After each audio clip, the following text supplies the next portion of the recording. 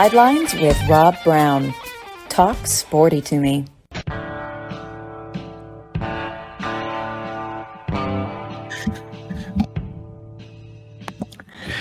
All right, Rob Browne here with you on this Tuesday morning. We are broadcasting still live here in Smyrna, about a mile away from the battery.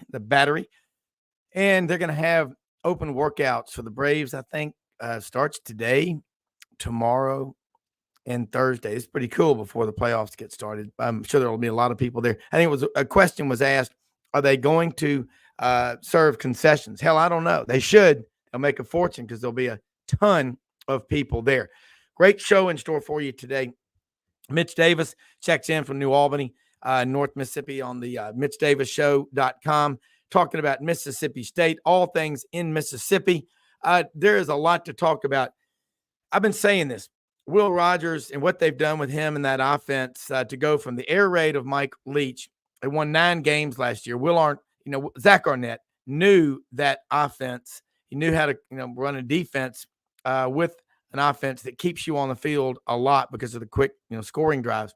But he had 497 yards passing. Will Rogers did on the road the week before against South Carolina. You can pass for 1,000 yards, but if you can't run the ball when you need to and have balance and play great defense, especially on the line of scrimmage, you're going to struggle to win any games in the SEC. Second segment. David Schultz, the Schultz cast, the Sultan of the Sunbelt, checks in with us from Lafayette, Louisiana.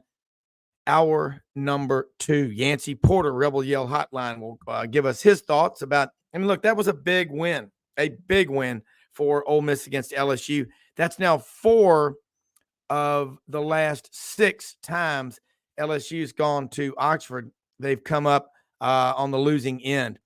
And the final segment, Rodney or Tyler Insider checks in with us from Tuscaloosa. We've been talking about it, folks. Kevin Steele, the offense, Tommy Rees, I'm not the greatest fan. I don't know what he did great at Notre Dame for him to get the job. He brought his quarterback down, Tyler Buckner. That ain't really working out. But anyway, there's a lot to cover. SEC, ACC, Sunbelt. I will say this. We're covering a lot of college football right now. Basketball is about to start up.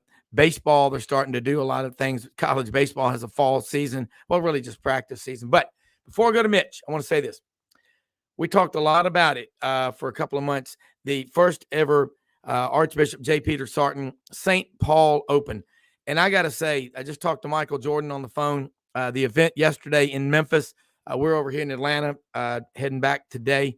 But they sold it out, of course, and their goal was to raise $75,000 for the scholarship fund. They hit $80,000. Thanks to all the great people who participated. Of course, Michael Jordan, so many people like Fran Cunningham, Paul Capocaccia, lots of Pesces, Danny Valley, great people from Whitehaven. And a lot of them live out in East Memphis now, but this is the first one they've done. The whole group of them. David Aquadro, so many people that helped out sponsoring holes, flags. Thank you so much for what you did, because Monsignor MacArthur was there to kick it off, a first-class event held at Chickasaw Country Club. So thanks. And when you've got a message that you want to get out here, love to have you be a part of the Club 250. We're growing, and we have great sponsors. We have great listeners. We have great viewers, and we have great guests like Mitch Davis. And Mitch, look, watching Mississippi State this year, it's got to be frustrating because they finished up last year with a 9 they won 9 games. They're 9-4, and they won a bowl game. They lost their coach, but was it necessary to go in and scrap the offense and just start over? Because it's like coaching malpractice to do that to a guy like Will Rogers. Rob, thank you so much for having me on. It's always a privilege and an honor. Waiting on some rain up here in Northeast Mississippi. We haven't seen any in God knows how long. It's been a nice little drought. But you were talking about the offensive play calling, the offense at Mississippi State. And I will say I've never been the biggest fan of Kevin Barbay. I don't know why Zach Arnett brought him in to run this offense. And I see a comment there from at 7:59 from one of your viewers from Tom in Memphis, Will Rogers, Yeah. man, more help.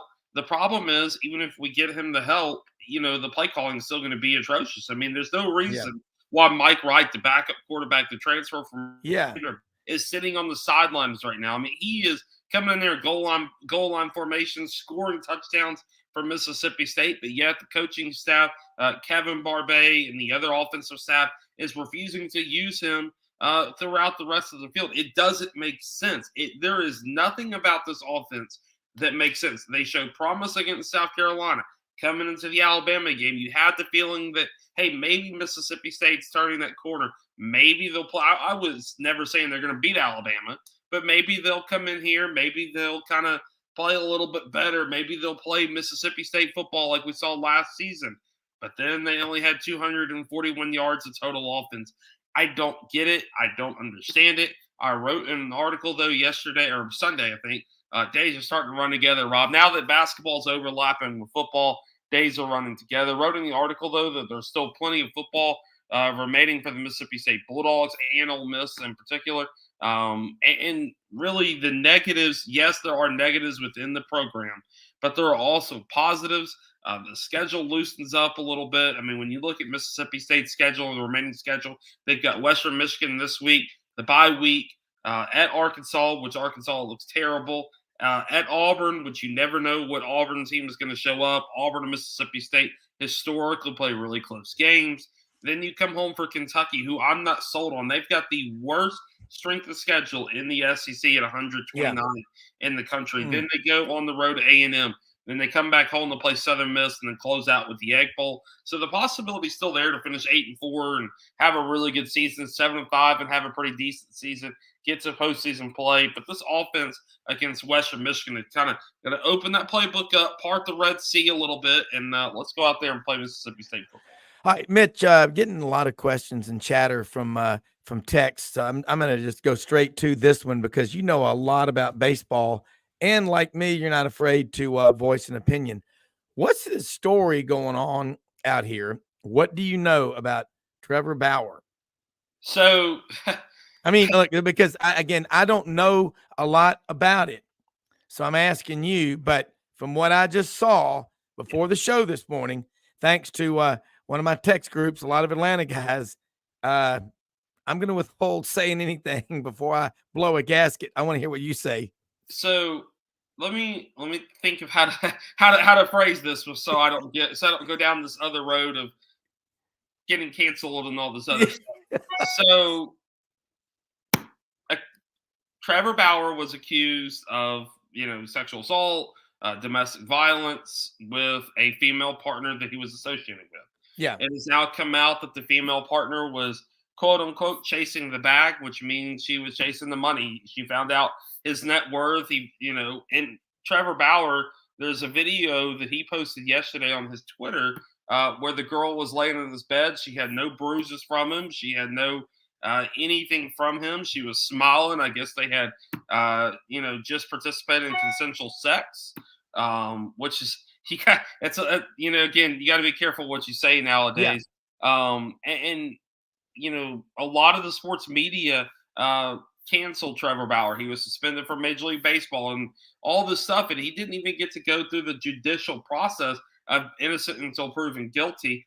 Same kind of thing with, Mel Tucker. We kind of equate this back to college football. There's a lot of things about this Mel Tucker thing, Rob, that really kind of strikes a red flag a little bit. I was listening to Clay Travis and kind of reading through some of the documents. You look at Mel Tucker. Mel Tucker had a history of 35 to 40 phone calls with, I forget the lady's name, they were 35-minute, 40-minute phone calls. And in some of those phone calls, supposedly, Mel Tucker was participating in phone sex. Well, I don't know about you, Rob, but if somebody starts, masturbating on the phone with me, I would hang up the phone. Unless, obviously it was consensual or whatever. But the lady stayed on the phone, and now, she's making a big deal about it. There have been, accusations on both parties that the person accusing Mel Tucker of this, didn't get paid this month or didn't get paid last month. So she kind of came out So we're kind of seeing this a little bit as athletes and as coaches get bigger and bigger. And Rob, I'm always a big fan. I've got a little sister and or two little sisters with my sister-in-law. I'm a big fan of innocent until proven guilty. You can't always It's always worked in America. Hey, you can't always believe the women in this because sometimes as men, and Rob, you probably know this, but as a young man, I'm 27, a white male. I'm sometimes roped into thrown into different categories, and I think that's kind of what we saw with Mel Tucker and Trevor Bauer. This Trevor Bauer thing is really just a smear campaign. It seems like so. Extortion is illegal, but unfortunately, guys, we're seeing this in our country. I don't want to get too political because I'd rather stay on the topic of college. Yeah, we're going to. I just wanted to address it. I'll just say this: that blood's thicker than water. Yeah, money's thicker than blood. And when you have a lot of money on the line and people sniff it and they think they can take some of it away from you, you got to be very careful. One of the wealthiest friends I've ever had, when he was divorced and he would, meet a lady in a bar or something like that and say, "What do you do?" He'd say, "I'm a rodeo clown." But he did that. No, look, rodeo clowns are great. I think it's a great profession, but I'm saying don't tell them if, say I'm an investment banker or I'm a hedge fund manager in Storrs, Connecticut. So anyway, we're going to move on. Just wanted to address that because I wanted to get your take on it. And we have a justice system. You're innocent until proven guilty. And I don't care what anybody says. In February 27th of 1215, King John, the Magna Carta, that was a worthless document.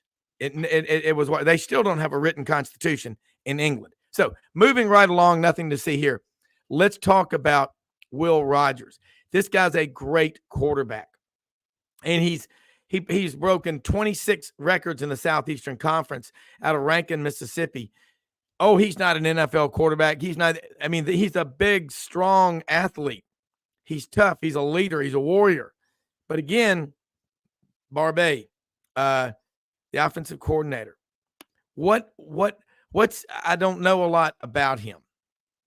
See, I didn't either until he came to Mississippi State. I'd heard of him and heard the name kind of thrown around different circles. I know a couple other programs. I know he was at, oh gosh, where did he come from? I want to say App State or Coastal Carolina.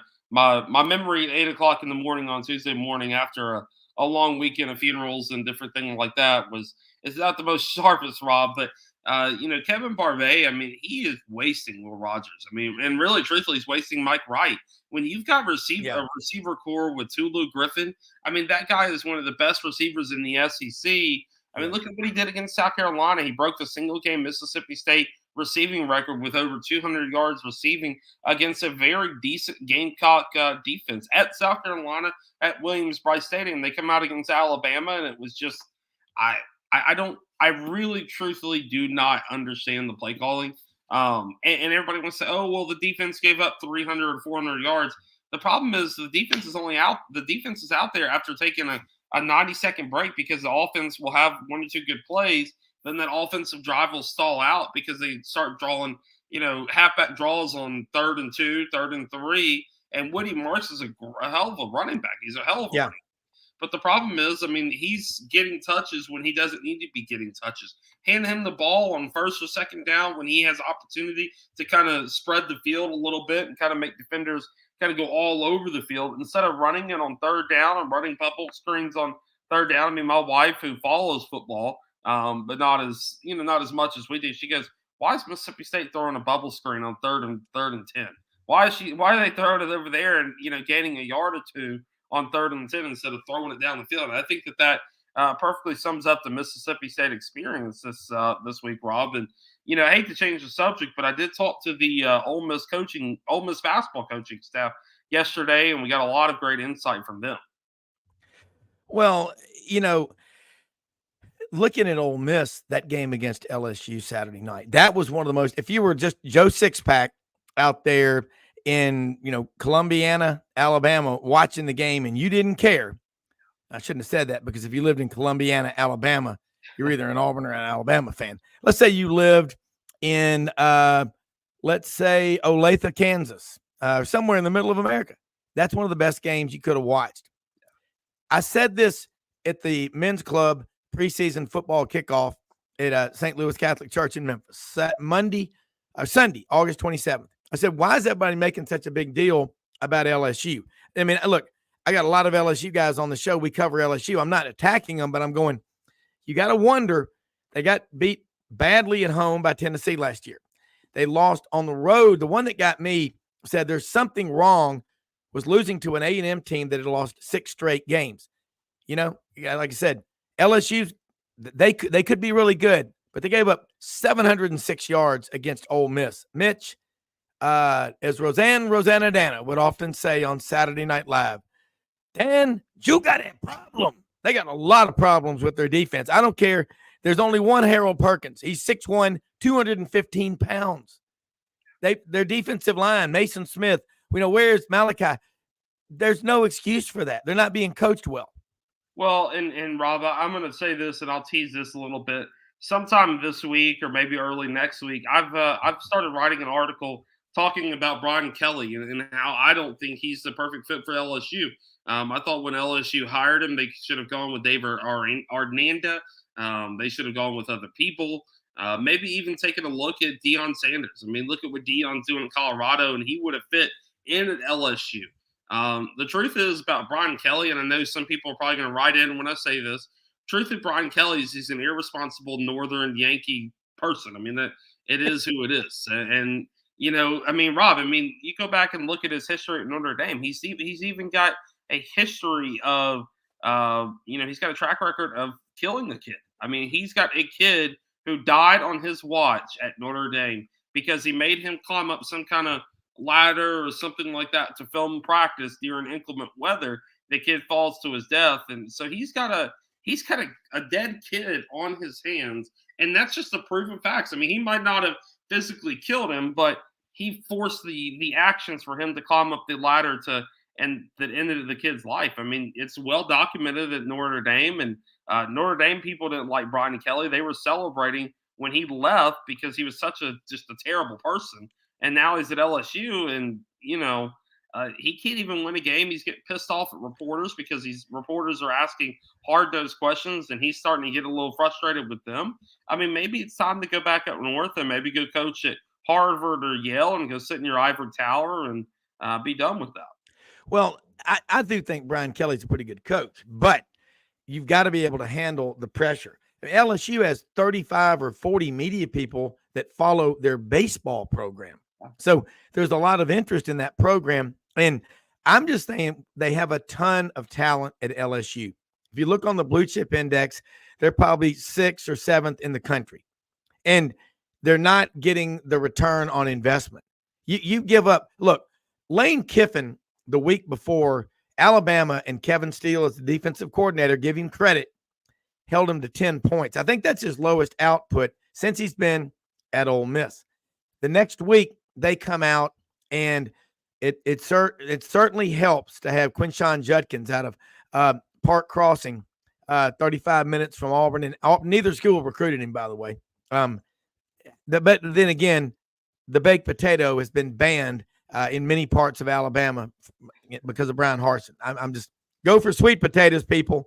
Sweet potatoes. They're great. They're nutritious. You don't have to put anything on them. But I just will say that Lane Kiffin is a hell of a coach. But if you look at the signature win since he's been at Ole Miss against the highest ranked team, I'm guessing it would be against 7th ranked Indiana in the virus year when they beat him in the bowl game. But here's the deal. He makes every Ole Miss game must-watch TV. Yeah. And he's bringing attention to that program. And as a hunter, I love Labrador Retrievers. I'm a fan of Black Labs. I had never had it. Well, I had a mixed yellow one time. But that dog, that's all fun and all. But you got to win. That was the biggest win for Ole Miss in a long time, Mitch. Huge win Saturday night in Oxford at the Vault. And I will say this, Robin, and it was a great win, but we need to kind of focus a little bit on this, and this needs to be addressed. One, the throwing of bottles and other devices on the field needs to be eradicated from the Southeastern Conference. We saw that 2 years ago at Tennessee. Now we're seeing it at Ole Miss, and it really seems to be repeat offenders. It's not new at Ole Miss. Oh well, it's. I mean, it's not new at any college. I mean, Mitch, it unfortunately, people will throw debris or debris, as like the British would call it, on the field. And I think we should ban, field storming, court storming, and here's why: because sooner or later You're not a fan of it. I'm not. Okay. I mean, we saw Saturday night an Ole Miss fan got in the face of one of the LSU players and was saying "F you, F LSU," hotty toddy, Really? all this stuff. The LSU player shoved him to the ground. I mean, sooner or later, we're going to have a serious incident on the playing fields. When a fan gets in the face of an athlete after a dramatic loss like that. I mean, sooner or later, it's going to happen. Last year, we had an Alabama player shoved down a Tennessee girl who had gotten in the Alabama player's face with a cigar and was threatened, or was looking like she was threatening to, kind of burn him and kind of burn him with the cigar. We need to ban that. Craig Sankey and them have really done a good job at saying, okay, hey, we're going to start upping the ante. We're going to start upping the punishment for this. So it's really interesting to kind of go over the history of field storming and court storming, because sooner or later something bad is going to happen, whether it be in the Southeastern Conference or whether it be in another conference or whatever. Something bad is going to happen. So why not eradicate that now before that incident happens later on down the road? Well, it has been going on over the years, field storming, but we saw when the players are trying to get off the field, what they should do. This is my recommendation. I said last year, have a 5-minute cooling off period. Let the players and all get off the field, because you don't need any moments, because there's a lot of tempers. I mean, if your players aren't upset after a loss, now they got to control their emotions, then you got a problem. But I'm with you. We hear the story about a girl at Ole Miss was hit by an elbow of a security guard. Look, they're reacting to people storming the field, and there's nothing they can do. Okay, so I'm a fan of excitement, but if you're going to do it, have a 5-minute cooling off period. Let the players and the coaches, everybody get off the field, and then go down there and have some fun. Hiram Rosen in Harrisburg, Pennsylvania, types in Mississippi State's offense is Meshuggah.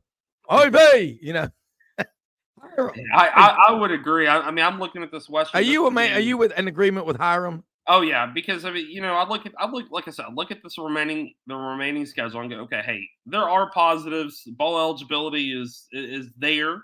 The path to bowl eligibility is there, but they've got to come out against Western Michigan, a scrappy Western Michigan team who beat Ball State last week, who took Kentucky down to the ropes earlier in the season.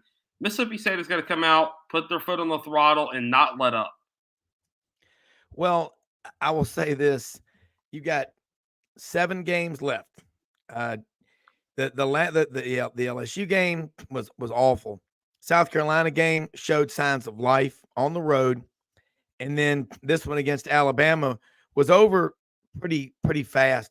Before it even started. I mean, the Mississippi State fans were saying, "Oh, we're going to lose." That's another thing. I mean, it's like Ole Miss with Alabama fans. It's like this hype before the game, and then when you get Saturday, it's like, oh, well, it's Alabama. We're going to lose this game. You can't have that mindset going into some of these games. I mean, you got to say, hey, you know what? We're on the playing field with Alabama. We go out here and win. I know the history of the game, but you gotta have to, I guess, get over that hump and get into that mindset of, okay, hey, we can beat Alabama on this field. Yeah. All right. Look, here it is again from Shoney. Ask Mitch about Kentucky killed Florida. Now you're a bluegrass boy. Now, but also you're like me. I'm harder on my school than I am any other school. I'm hypercritical of them, not for any other reason than I always want more from them. But Kentucky's pretty damn good. We had Franz Beard on yesterday, and he talked about it. That was ugly, but I don't know how good they are, because I don't know how good Florida is. But they did put a whipping on Tennessee. We don't know how. You know what? My son Wilson I keep thinking about what he said. He goes, Dad, it's March Madness every weekend in college football right now. Is that a good thing or a bad thing, Mitch, in your opinion? Host of the MitchDavisShow.com. Folks, hear him whenever he does a podcast. He does some great ones, and I'm lucky enough to be on there with him. And I know, Mitch, I think you're going to be the Grand Marshal in Carrollton, Georgia soon for the Nude Shriners Parade. Is that sponsored by Big Chick? Is that correct? I mean, if they invite me down, let's do it, baby. Let's do it, All baby. right, let's do it. But let's get your thoughts, Kentucky. I had to have this conversation. Yeah, season ticket holder and big UK fan and all that. Kentucky's strength of schedule right now, according to ESPN FBI, is 124th in the country. They haven't played anybody. And I know Florida's a great win for the program. It's, a program win, but it's not a win that you're going to define your season off of. And if you are, you've got issues because you still got to play at Georgia. You've got to play Missouri, who's in 95th strength of schedule in the country. You play Tennessee, who's in 92nd strength of schedule in the country. I mean, I don't know how good Kentucky is because they have not played anybody. And I mean respect to Florida. I mean respect to the other competitors, Vanderbilt, that they've played. But the strength of schedule for Kentucky speaks louder than the actions on the field. I mean, you look at Devin Leary. Devin Leary is not a good quarterback. He is a mediocre quarterback that has a really good running back and really good wide receivers to make him look good. But sooner or later, Devin Leary is going to have one of those games where he screws Kentucky up. And, I was asked for my predictions of the Kentucky-Georgia game. I predicted Georgia 27, Kentucky 10, just because I don't know what to expect from Devin Leary in big games like this.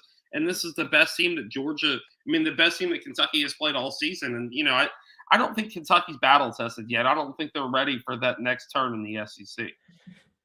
Well, they certainly hadn't been on the road and been tested in that yet. David in Tupelo, Mississippi, home of EAP. If you can't figure that out, go back to bed. The Bullies are going backwards. How do they stop the slide? Mitch, this is a question, and I look at their team. I'm going to start on the line of scrimmage. Offense, defensive line of scrimmage. Good, bad, hopeless. What do you say? I would rate the offensive line to probably a C. I mean, they look good against Arizona. They look good against Southeast Louisiana. Looked halfway decent against South Carolina, but then Alabama and LSU exist. I don't know. Here's what I have to see from Mississippi State this weekend, and I'm gonna hopefully be down in Starkville for the game against Western Michigan's 11 a.m. kickoff. So should be back to watch all the rest of the action the rest of the day. But what I want to see from the Bulldogs against Western Michigan is them open up this offensive play call. Stop screwing around. Stop being conservative. Stop being, complacent with this. Open this playbook up because obviously what you're doing, Kevin Barbay, is not working. Go find the air raid playbook in the back of the SEAL Field training facility there on the campus of Mississippi State University. Go find the air raid playbook and give it to Will Rogers and say, hey, you know what? I'm going to let you call the plays for the rest of the season. That's what I want to see. Yeah. And after the season's over, maybe if you're Zach Arnett, maybe if you're the rest of the athletic administration, you take a look at this offense coordinator and you go, hey, man, Kevin Barbay, it worked at wherever you came from, but it's not working here. Go out and find somebody that can run that system because next year you're going to turn over the reins to Mike Wright. They haven't even really played Mike Wright yet. And look what he did at Vanderbilt. He's a hell of a quarterback. He's a hell of a dude. I mean, really, truthfully, he's a great dude. So how to stop the slide is they got to go out there. They got to play Mississippi State football, open up the playbook against Western Michigan, but then get to the bye week, get healthy again, go through the reps, and then go into the rest of SEC play because there's some potential there to still have a decent season. I keep telling Mississippi State fans, I'm like, look, this season is not over. This team has so much potential, so much talent is left over from last year, enough talent to go, okay, hey, look, this season is not over. The Kentucky game is a very winnable game because here's what happens, Rob. I don't know if you're familiar with the history of Kentucky, Mississippi State. Dating back to 2008, 2007, the home team has won like 95% of the time. So it's at Mississippi State, the Egg Bowl. You never know what's going to happen in that game. Of course, Arkansas, Auburn, Texas A&M, all very beatable. Southern Miss is looking terrible this year. So the doors have kind of opened up for Mississippi State to they have a blank check right now. They got to go out there and write their own history. They got to do it. Mitch, look, I mean, that's a great take on it. I know you got to get going, put on your cape, and be super banker here in a second. So tell people how they can follow you, keep up with you. I think it's not as easy as you think. Hey, all right, guys, I'm tired of losing. Let's punch the automatic win button. It's not that easy, but you're right. They've got to make changes. How do they follow you? Yeah, themitchdavisshow.com is going to be your one-stop shop for articles. And then, of course, you head on over to SoundCloud or wherever you like to listen to your podcast, The Mitch Davis Show, Mitch Davis_8 on Twitter. Going to have the Ole Miss basketball coaching staff, Wes Flanagan, interview coming up on probably Thursday or Friday. So going to be talking to him and talking about the culture of Ole Miss basketball. So it should be a lot of fun, and y'all check it out. I really appreciate you, Rob, for having me on. Hey, look, ditto on the same. I'll talk to you later today. Thanks so much. Thank you. All right, man. Let's get going. David Schultz cast, the Sultan of the Sunbelt. Dave, again, it's like having a newspaper with you. I mean, everybody, they come up to me and they go, you need to get Schultz back on. I know you're busy and you got limited time today, so I'm going to hand the ball off to you and let the Sultan of the Sunbelt and a Q's Nation for Life fan. 4-1. I mean, they're making progress this year, but it's not as consistent as you want to be. But let's talk about what's on your mind, because it's always good. Well, let's go in the Sunbelt. You know, I thought the power had shifted from the east to the west with Troy and South Alabama and the Cajuns, and not so much, right? JMU is undefeated. They've had a bunch of close victories. Marshall is undefeated. Georgia Southern is 4-1. App State, a couple of disappointing out-of-conference losses, but they're heading in the right direction. The East looks pretty good. I don't have any answers to what's going on with South Alabama. I can't imagine losing 3 guys, basically, maybe 4, and they're lost. And then you got the coach, who I am, I'm a big fan of Kane Womack. Yeah. He's telling me that, well, we played pretty well outside of, the explosive plays. Well, those explosive plays turned into touchdowns. So those count too. All right. Well, outside of this 48-yard touchdown and this 46-yard touchdown and that 66-yard touchdown, well, we played pretty well. Well, no, you didn't. All right. So I'm befuddled by what's going on in South Alabama. I really am. Carter Bradley has not taken that next step that I'd hoped he had. And the Sunbelt's getting a lot of TV exposure, right? They're getting a lot of games on national TV, whether it is straight up ESPN, ESPNU, ESPN2, the NFL Network. So they're getting a lot of exposure, and looking forward to some more big ball games. Texas State is coming into Lafayette this weekend. It should be huge. Texas State has never beaten Lafayette or beaten Louisiana. Sorry. It's hard to break that. Yeah, I'm going to get grief for that. My bad.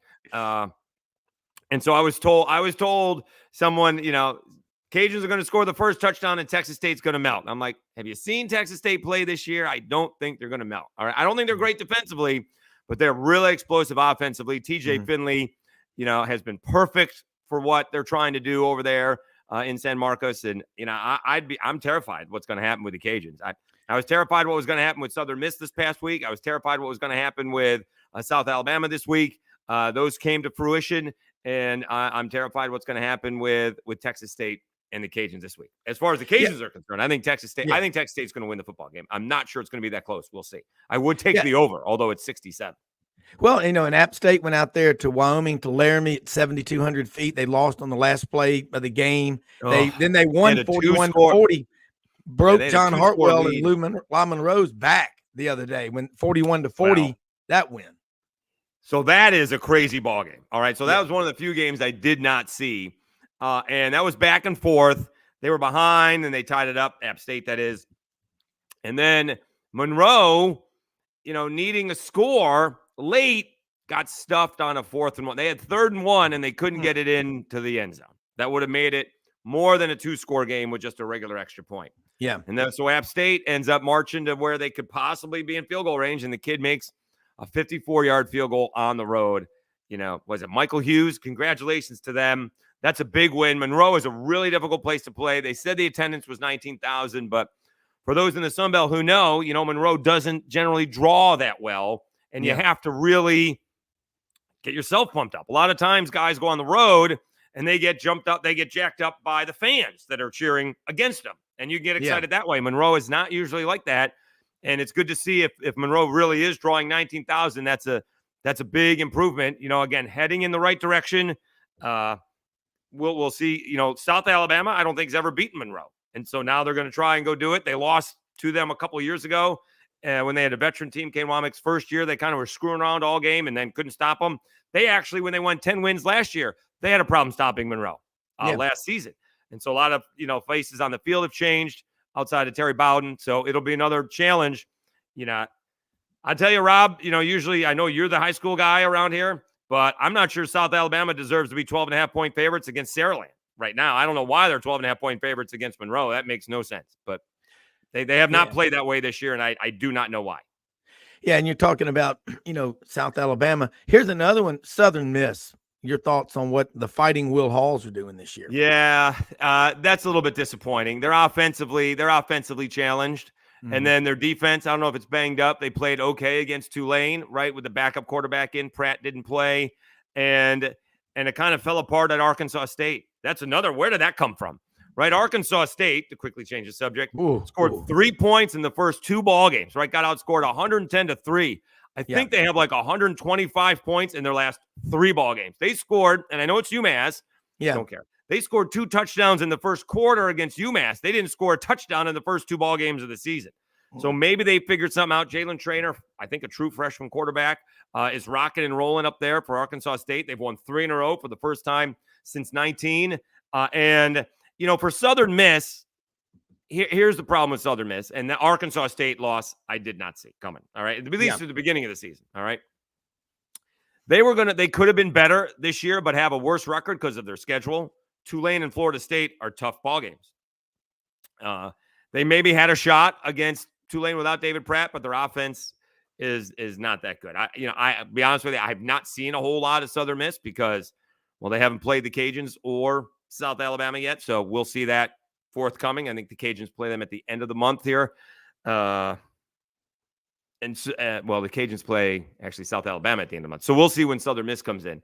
But yeah, I'm disappointed. I thought, they could have been, they could have gone, they went to a bowl game last year. They won the bowl game. So they finished 7-6. They could have very easily gone 5-7 this year, been a better team, but had a worse record.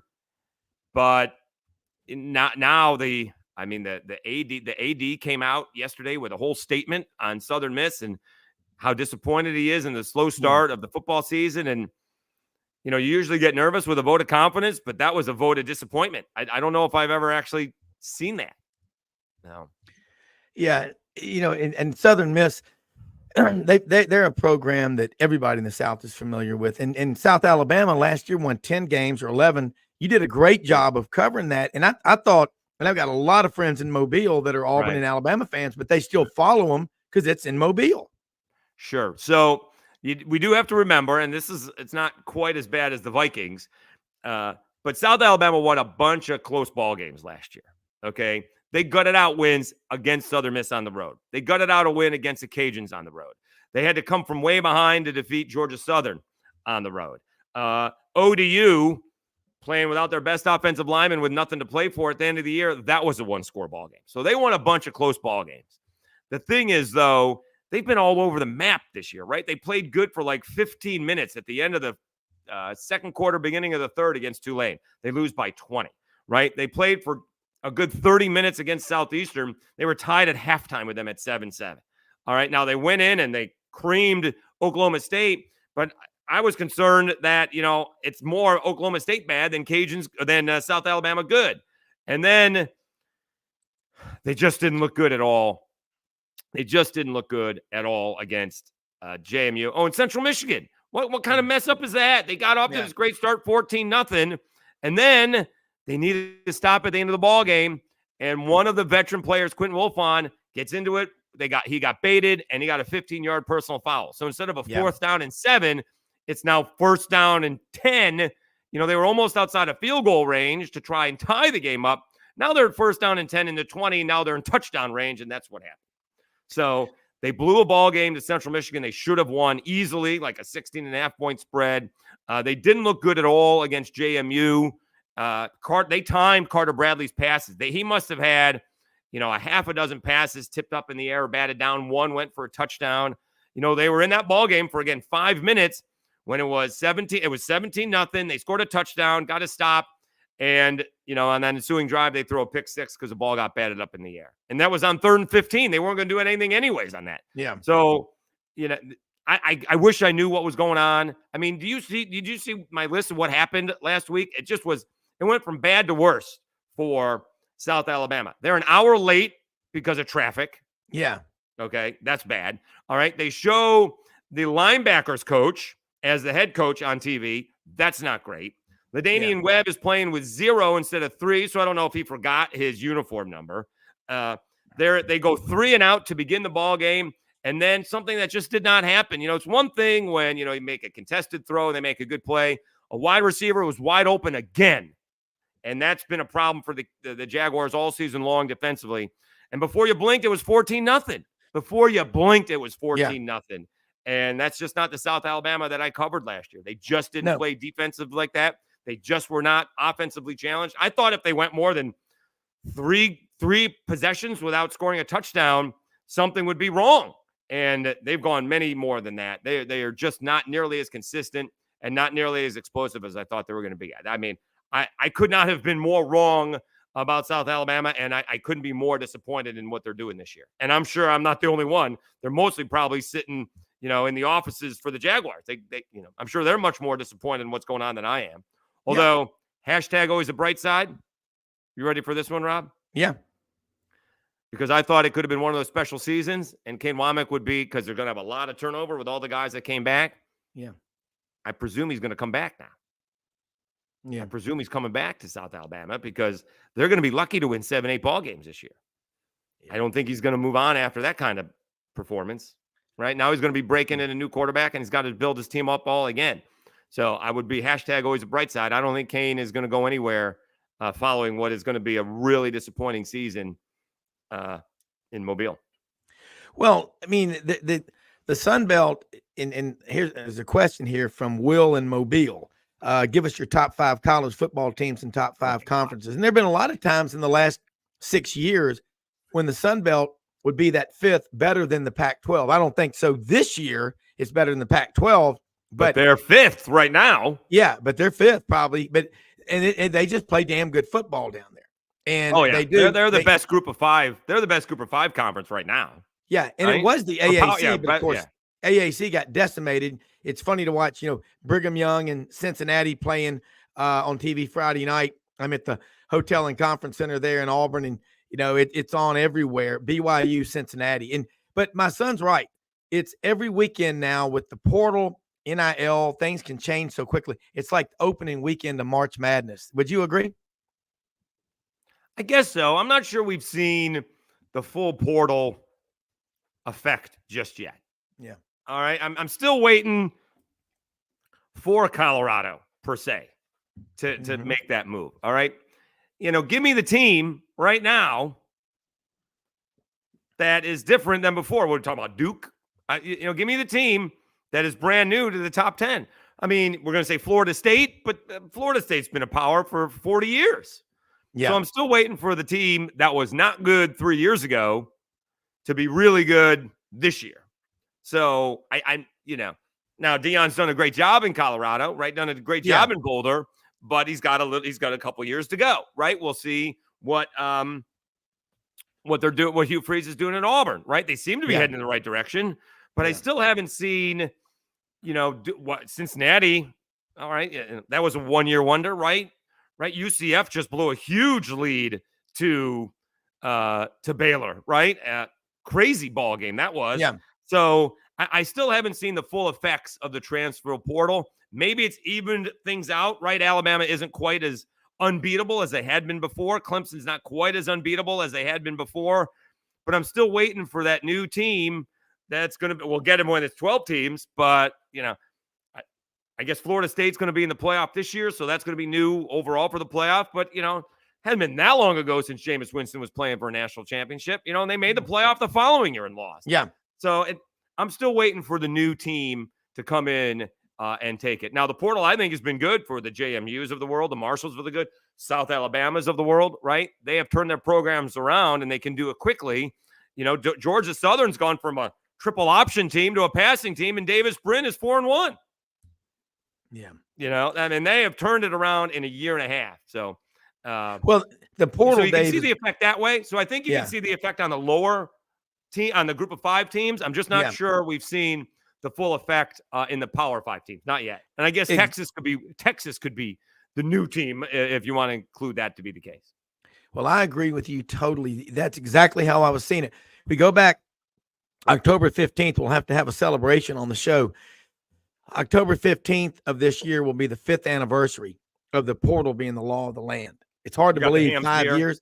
Yeah, we bring 5 out years. The hams. Yeah, bring out the hams. Yeah, I'm actually in our daughter's in Atlanta, so I don't have the ham sign in the background, but we'll celebrate big time. But here's what I agree with you: the group of 5 players, like use Auburn as an example. All these receivers they brought in, I'm not sure if they didn't all lose their fingers because they can't catch the ball. They cannot catch the ball. It's awful. Right. So that's different. Okay, for the most part. Right. So when these Power 5 teams are bringing guys in, a lot of times they are a group of 5 guys and they're going up a level. Whereas a lot of times the group of 5 guys are bringing in Power 5 guys that didn't quite fit. Now they can dominate, right? Yep. TJ Finley could be the offensive player of the year in the Sunbelt, and he couldn't cut it at LSU or Auburn. Now he's in a perfect offense with G.J. Kinney in Texas State, and he's having an outstanding season. I'm not even sure he might have 1 interception this year. He's been outstanding. Yeah. He's been outstanding. No. He is. I mean, TJ Finley, if you go back and you look at Auburn, I mean, he looked like the Statue of Liberty out there. He's 6'7", but he's in a different kind of offense. And he's he's not a running QB. The only problem with him running is he's really hard to take down, right? I mean, outside of defensive linemen, he's bigger than everybody else who's trying to tackle him, bigger than linebackers, certainly bigger than safeties. So, he gets a little bit ahead of steam. But he's not – they run, very rarely run plays for him to run. He is not a dual threat quarterback. He can run. He will scramble a little bit. But he is not looking to throw – he is not looking to run the ball. I do. Unfortunately, I do have to go. No, I know you got a meeting. Thank you. Tell them how they can follow you. I knew you had that meeting at 9. I lost track of the time there. That's okay. Schultz cast. I think we're going to have the guys from Thundercast on talking Marshall Thundering Herd in tomorrow's episode. Davis Brin hopefully will be on our Thursday episode, and then we'll preview week 6 in the Sunbelt. It's Locked On Sunbelt. Wherever you find your podcast, Apple Podcast or Spotify. And, of course, please subscribe on YouTube. Hey, David, thank you so much. Look forward to next week. Thanks, Rob. You bet. We'll take a quick break. We're going to be right back. We got a lot to cover today, folks. It is college football. Like getting that take from Schultz. He had about half the normal time slot with him. He's got a meeting coming up. But when we come back, Yancy Porter will be joining us from Rebel Yell Hotline in Oxford. We'll be back in a second.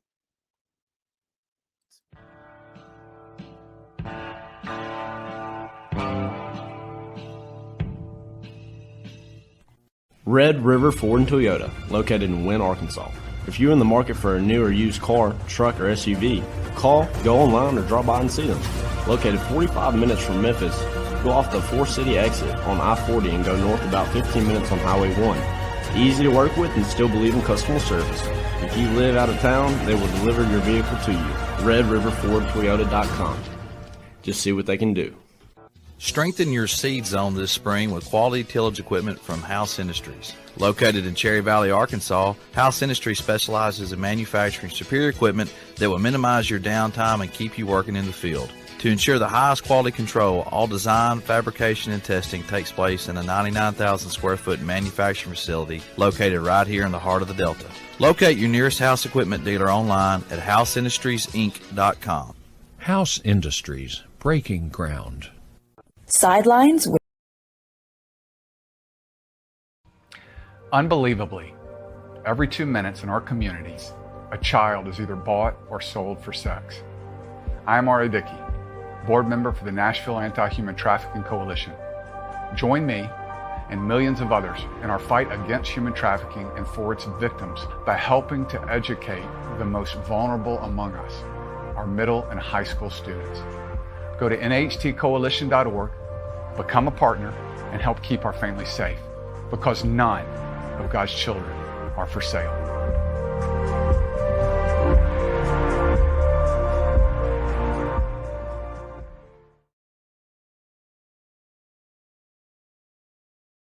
Rob Brown back here with you. Yancy Porter will be joining us just a second. A lot of big football going on. I know this weekend, the big one, and this is two future SEC teams, so get ready for it. The Red River Shootout down in Dallas at the Cotton Bowl, the Texas State Fair. Anything that ever ran, flew, swam, or crawled can be fried, and it will be fried at the Texas State Fair in Dallas. Texas and OU should be a matchup, two top 10 teams. Like we said, Brent Venables did not get a football lobotomy when he left Clemson to take over as the head coach at Oklahoma. Oklahoma, pretty damn good football team this year. Texas, both of them are undefeated. When these two teams come into the SEC, folks, if you think that there's a lot of passion right now, it's about to really be stepped up a level. I'm not saying they're going to come in and dominate the league, and just because Alabama won at Tuscaloosa, it does not mean Texas is the greatest football team in America.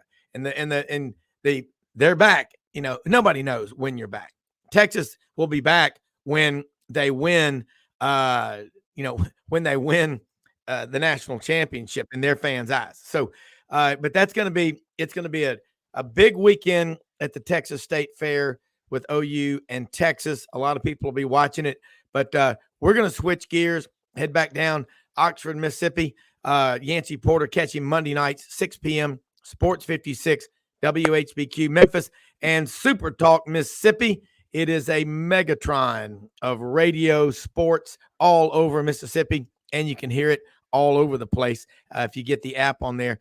That win Saturday night, Yancy, we're over at Waller's house in Auburn watching after the heartbreaking loss for Auburn against Georgia. Let one get away, but you just got to keep working harder and get better. We watched Ole Miss almost let that one get away, but they refused to. And I'm going to make a prediction here that you're going to say having Quinshon Judkins more involved in the game plan certainly helped. And also, without Michael Trigg being there, and you said he was kind of you never knew what you were going to get out of him, they seem like a much more focused Ole Miss football team. Yeah, I don't know about the focus part because of Trigg. I think Priestcorn is your traditional tight end. Yeah. That can block, got out on the perimeter. Several of those big key plays by Ole Miss, he was, out there making blocks to pave the way for the receivers to make big chunk yards as well as the running backs. But, they simplified the offense.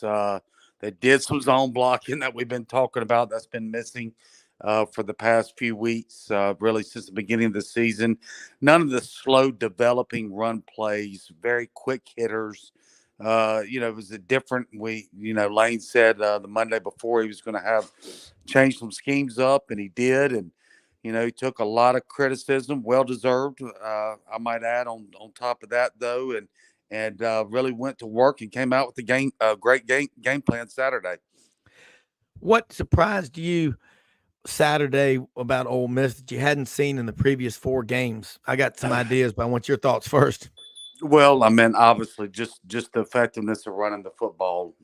300 and I think 29 yards, rushing yards. They got back to old Lane Kiffin. Yes, they threw for close to 400 yards as well. But that's when Lane Kiffin and his team are operating at its best. They're going to have 350 rushing yards, which sounds ridiculous, but you look at the first 3-year average, you take those 3 years together, and I believe they averaged just like 358 rushing yards per game. So they have not had any success, not even against Mercer. I believe they only ran for 107 yards against Mercer.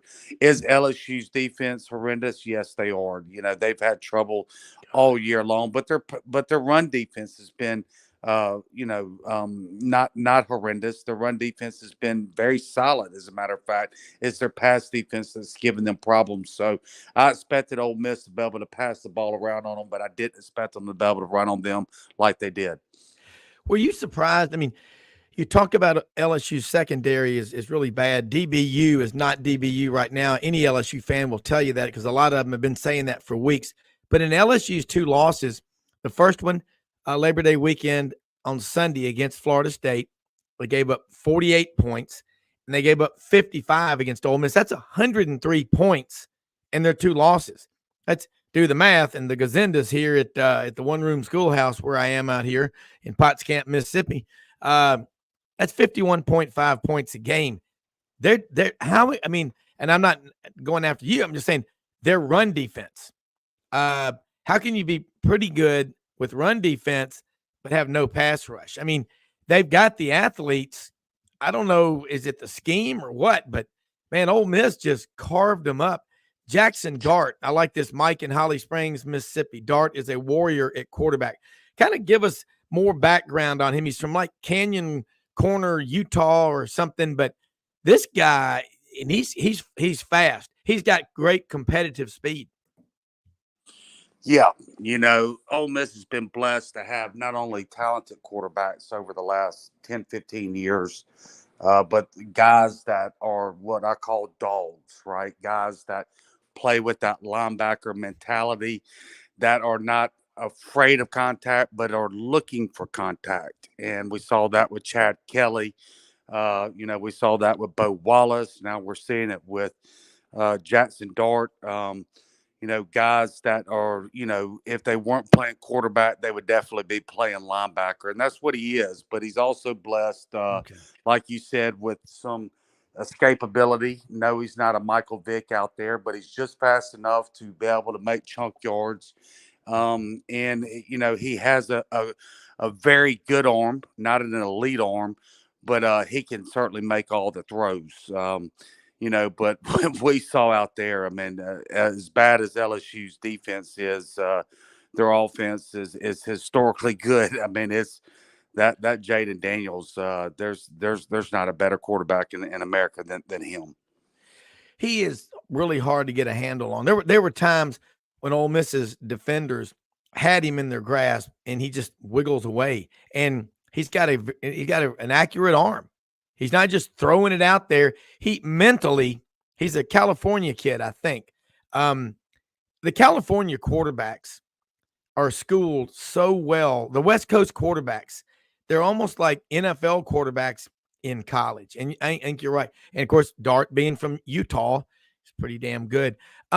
What about Ole Miss's offensive line? You mentioned to me, and I want you to give, of course, you get the credit because you're the one who told it to me, but talk about the difference. I get a lot of questions, and I'm not typing them all in. There's a lot of text coming in about what did we do different on our offensive line at Ole Miss, and why did we do it? Ask Yancy. And I'm like, well, the man from Hattiesburg is going to tell us. Well, there were several things. First, as I mentioned, there was no slow developing plays. By that I mean jet screens or hesitation on the runs. 2, tempo. Ole Miss was very fast tempo, got back to the roots under Kiffin. It was painfully slow against Alabama the week before. A lot of substituting personnel, which allows the defense to get their substitutions in their personnel. We didn't see any of that Saturday. And then 3, like I said, they went back to some zone blocking. Was it exclusively zone blocking? No, like we've seen the previous 3 years. But there was a lot of good mixture of zone blocking in there, and that's been their bread and butter since Lane's been there. So he went back to some of his old schemes there in the zone. Jaden Williams, the starting left tackle. Did he start? No, but at least he got 28 snaps this game. So, a little personnel changes. Eli Acker, the other starter from last year that has not been starting this year, he got in some series. So, allowing some of those old guys, did they start this game? No, but they obviously were involved in this game, and the tempo was different. No slow developing plays, and some mixture, some zone blocking in it, and obviously it worked dynamite. We're going to see how effective it is going to be going forward. I understand LSU is really struggling defensively right now. That's a very accurate statement. And they, again, when you look at their front 7 personnel, it's still not what it was a few years ago, but even that 2019 national championship team historically was one of the 5 worst defenses, giving up points like they did in history, but they had a historically great offense that offset that. But when you actually can, outscore people and win a national championship because they did it. And they're not the only school that's done it in the last 15 years. All right, let me get a quick plug in for one of our sponsors before we start hour number 2. Yancy Porter, Rebel Yell Hotline is with us right now. Hewlett and Dunn Boot and Clothing Company located on the historic square, Collierville, Tennessee. Folks, I was out there Friday on the way down out of town and got some moleskin pants. They've got these duckhead moleskin pants. They're great looking, functional pants. Although I did not wear them to the Auburn game. It was 150 degrees down there Saturday, and Audrey was going, if you wear those, you are a living brain donor. So I didn't. But it was great having them. I also got a cool orange and white shirt if you're a UT fan, an Auburn fan, Oklahoma State, whatever. They've got them there. They've got their largest order ever of Filson clothing coming in. Some days they're getting 35 and 40 boxes of stuff. The Pendleton, Schaefer, Hire, Light, Hire invented the cowboy boot. Over 7,000 pairs of men's, women's, and even kids' cowboy boots, cowboys and Indian stuff. They've got pop guns. They got everything out there. It's a great store. And in Collierville on the historic square, Old South clothing, Devil Dog jeans, the ones that always like to say this, Yancy, if you're a size 34, you wear a size 32. So it just makes you feel good. You lose 2 inches when you put on those pants. So Charles Hall, the owner, absolutely love him and his wife, Laura. Listen, Raven, the whole crew out there, the whole staff will help you. Check them out on the web, hewlettandunn.com, and Rumble Boxing Gym at 1835 Union Avenue, Midtown Memphis. Folks, they're open every day. You could have gone in there this morning at 5 o'clock a.m., and there'll be 48 people in those classes with elite instructors. It's a lot of fun. They've got all the gear that you need and everything. That is in Midtown Memphis. They're going to open up a couple of more locations and Camp Lee. You will get a phenomenal workout and work around a lot of great people. And as far as networking for business and all, a lot of type A personalities in there. The people that you want to get hold of are the ones working out at 5 and 5:30 in the morning, like Yancy Porter. Yancy, watching that game down in Auburn, we were all watching it, and it was like, man, Kiffin is like the one that Franz Beard talked about, rest in peace, Edgar, the 7.5-foot rattlesnake that was 18 years old. He's so dangerous, his mind, what he can do offensively. Let's talk about the defense and what you're seeing out of first-year defensive coordinator Pete Golding after having been at Alabama with Nick Saban and all for 4 years. Well, I think right now everybody's kind of freaking out because of, they gave up close to 700 yards. I believe 618 or 600 something yards, 49 points. It looks absolutely horrendous on paper, but look, yeah, you can't do anything with that LSU offense. Nobody. Maybe Alabama, because that Alabama's got the best secondary that I've seen in maybe a decade. I've not seen DBs and playing as well as Alabama's playing in that defensive backfield in many, many years. But they might slow them down into the 30s. But this offense for LSU is historically good. They're just Jaden Daniels is playing at a level. Those throws he made, 3 of those TDs that he threw, there's nothing that the Ole Miss defenders could do. They were right where they needed to be. But Jaden just made perfect throws, and those receivers, they got Lane just said that they got 8 NFL starters on their in 4 first rounders, and and one probably future Pro Bowler at quarterback and a future Pro Bowler there at receiver, and they're just really, really good. But back to Ole Miss's defense, I like what Pete's doing. I like the direction that he's taking it. I like the way that he mixes and matches, and I like the adjustments he makes. Once again, as bad as they played now, Ole Miss held LSU. LSU had 4 possessions in the fourth quarter, and they scored 1 touchdown, and they got back-to-back stops when they had to have it, right?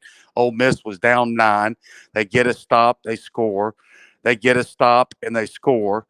And then, obviously, they stop them there at the end where time ran out. So, they stood up when they had to stand up. Well, you talked about that in the fourth quarter. 3 out of 4 times Ole Miss got the stop. And that's what defense is a lot in today's college football world is, you're not going to have a lockdown, shut down defense very often with the offenses that we see, but you've got to be just good enough. And they were, and they adapted. And you talked about, that secondary of Alabama. Everybody knows about Kool-Aid McKinstry out of Pinson Valley, out of Birmingham. He's a stud, but they don't have the great elite interior defensive lineman at Alabama that they've had. No. Dallas Turner's a good edge rusher, but Kevin Steele, one thing about Kevin Steele, he disguises a lot of blitzes, and he teaches, his philosophy is don't wait for adversity to be in your face. You be their adversity, bring it on every play. So I just looking at Ole Miss, they got Arkansas coming in Saturday. I don't know what's going on. Arkansas, man, I really like Sam Pittman, but coaches are based on wins and losses. Hog fans aren't having a lot of fun right now. They keep these, their self-inflicted wounds are hurting Arkansas a lot. But what are you looking for Arkansas to try to do to beat Ole Miss Saturday? Well, if you looked at Ole Miss's probably top 10 most painful losses in school history, probably half of them come against Arkansas. And the problem is they come against Arkansas when Arkansas is very mediocre and Ole Miss has good ball teams. So, and then another historical thing, after huge wins like Ole Miss had Saturday, when they play a team that's mediocre, they have letdowns a lot of times. So this just has that smell, right?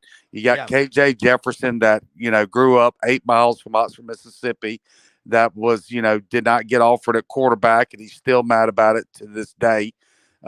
He's got a personal axe to grind with Ole Miss, and as he should. He's one of the all-time great quarterbacks there at Arkansas. Ole Miss just misevaluated him. So I expect nothing but Arkansas's best. I really do. I think it is going to be a wild, high-scoring game. I know Arkansas fans probably think that I'm smoking crack or something when I say that, but I think Arkansas is going to come out and play their best game. I do too. I'm looking at this. Lots of moves in the Arkansas offensive line. God, I watched replays of as much of these games or the entire games of tons of games, but Arkansas, God, they can't get out of their own way. But you're right. KJ Jefferson from Sardis, North Panola. Break it down for people, because I got a couple of questions here. And again, I can't type that fast, but someone said, where's North Panola? Obviously, it's north of South Panola, and the University of South Panola. We know about that. And but Yancy, kind of put things in perspective for people, because there's another question from somebody going, I don't know that area, but what is it, an hour from Memphis? I know it, but explain it like only a Mississippian can. North Panola is located 8 miles from Oxford. Sardis is 8 miles from Oxford. South Panola is 23 miles from Oxford and Batesville. If you're going between Batesville and Oxford, there's a lake. There's a 37-mile lake called Sardis, and that's where he's from. Him and Matt Corral came out in the same class, and they went with Matt Corral. And we all know how great Matt Corral was, but it sure would have been nice having KJ Jefferson along with him. But in the transfer portal era, I guess Matt came out before the portal really cranked up, so maybe he would have been around these last couple of years. But just an unbelievable football player, unbelievable quarterback. They're starting Arkansas, I believe, is their two tackles are either true freshmen or true sophomores, the first or second year players, but they're first year starters. And as you know, when you're going up against the SEC defensive ends in this league, when you're first, second year players, it's really tough. But they're talented. That offensive line is going to be really good in time. And Sam Pittman is a perfect fit for Arkansas. Yeah. And I know the Arkansas fans are frustrated, and there were high expectations, obviously, with KJ Jefferson leading the charge there. But they just got to look, not everything goes great all the time. They would be absolutely nuts if they change head coaching jobs. Yeah. And tomorrow, Dudley Dawson, Hogville.net will be on. He was looking for 7 wins, maybe 8 this year.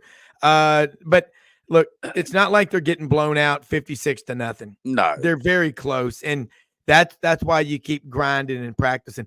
Yeah, man. You look at that A&M game, for example, right? They're tied up with A&M, and they get a fumble or a pick six. I can't remember, a defensive touchdown, and then they're down one score, and that little scat back for A&M returns a 70-yard punt that looked like he was in a pinball machine for a touchdown. Then he returns another one, 56 yards down inside the red zone for another touch. So, they had 3 non-offensive touchdowns there.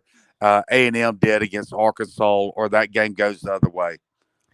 Well, I like what you said. I mean, South Panola, and I was down there last week in Batesville. I'll be down there again next week. In Sardis, that whole area, there's great high school football played there. And, you look at this matchup.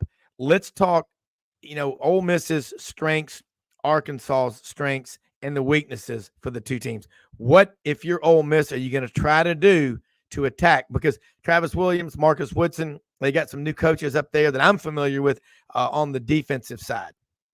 Yeah, well, first of all, while Arkansas has the ball, Ole Miss has got to get pressure on KJ. If you let him survey the field in halftime like Jaden Daniels did, it's going to be a shootout. They're going to put up a lot of points. Second of all, Rocket, he returned last week. We all know any football player, after they missed a lot of times. We saw it last week against Alabama when Trey Harris had missed the last 3 games, and Prescorn, had missed, and Franklin, the other receiver, had missed a lot of time. Your first game back, you're rusty. You're just getting your feet wet. Rocket had some bursts. He had some good runs there. We all know that he absolutely shredded that Ole Miss defense last year, and I expect him to be a lot more back to the old Rocket than what we saw last week. So, they've got some things going for themselves that Ole Miss is going to have to negate defensively. Again, they're going to have to do a lot more twists, a lot more slants on defense, get more exotic defensive pressure than what we saw Ole Miss do against LSU. On the offensive side of the ball for Ole Miss, that's simple. I mean, it's going to be the key for the remainder of the year. They've just got to be effective running the ball. When they can run the football, good luck trying to defend this Ole Miss offense. If you shut down their run game and make them one-dimensional, like we saw the first few weeks, Ole Miss's offense is very beatable. Yeah. I love this one from Jeff in Memphis. Coach Russell Reed, my homeroom teacher my freshman year, and the man could pull you out of your chair by your hair with one arm. Coach Russell Reed, I loved him, was a coach at Christian Brothers High School for many years in Memphis. He's also the last 16 letterman in Ole Miss history. That's right. Football, basketball, baseball, track and field. He loved crappie fishing on Sardis Lake, as he would call it. You'd love that. That's a bit of trivia. He was the class of 47 when he finished at Ole Miss. And I think a bit of trivia here. That was the year Coach Johnny Vaught from TCU came over to coach at Ole Miss and had a hell of a career, won 3 national championships and 6 SEC titles. But next time on, if you want to have a trivia question, you and Chuck and Harry and Gary Darby on Rebel Yell Hotline say, does anyone out there know who the last 16 letterman in Ole Miss history was? It was Coach Russell Reed from Memphis, football, basketball, baseball, track and field. He also taught us history and homeroom. And Yancy, he used to write, and he would be looking at the class with his arm behind him, writing backwards. And one day, Beef, one of our friends who was a Sigma Nu at Ole Miss, he would take the announcements around. And Christian Brothers High School was a great school, still is. The brothers, very tough. The lay teachers, just as tough. So one day, Matheny comes in there, and Coach Reed's talking to us about the Sioux Indians. And he had made this map, and he spelled it S-O-O. He didn't spell it right. So he was leaning down in his lectern, and Mike did not see him. And he said, man, who's the first grader that's been playing on the chalkboard? Let's just say Coach Reed dealt with him, and he didn't bring the announcements to classroom anymore. But the man was a true stud dog and just one of my favorite coaches of all time. But that's a trivia question for y'all on the Rebel Yell hotline, and see if anybody can get it. And also, Yancy, bit of thing. You ever been to the Dam store over there at Sardis? Oh yeah. I got one of my greatest koozies for holding a cold beer of all time. You know what it says? On time is when I get there. You gotta love Mississippi, man, in the South. I mean, but all right, Yancy, I love what you're saying right now, and also I want to switch now. And we've been talking Arkansas and Ole Miss. Yeah. I want to get your thoughts about college football right now. Rodney or Tider Insider is going to join us in about 15 minutes, but I always love having you on because, again, you can roll from covering Ole Miss. You've been doing it so long, but you cover all these schools, and you've been around.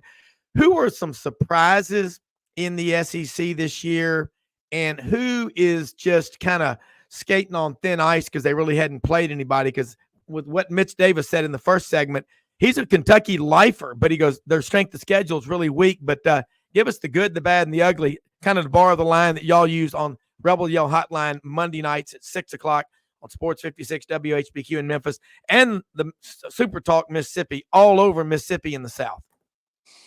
Well, the good, I mean, obviously is Kentucky, right? They are the surprise of the SEC right now, in my eyes. You know, they've gotten back, you know, to riches, you know, down to the gritty, running that football. What do you have? 221 rushing yards before half. You know, they're playing really solid defense. This is his type of team. I mean, this is when he draws it up, he wants to be able to run that football, stop the run, and make plays on special teams. And he's doing all three phases. The bad, I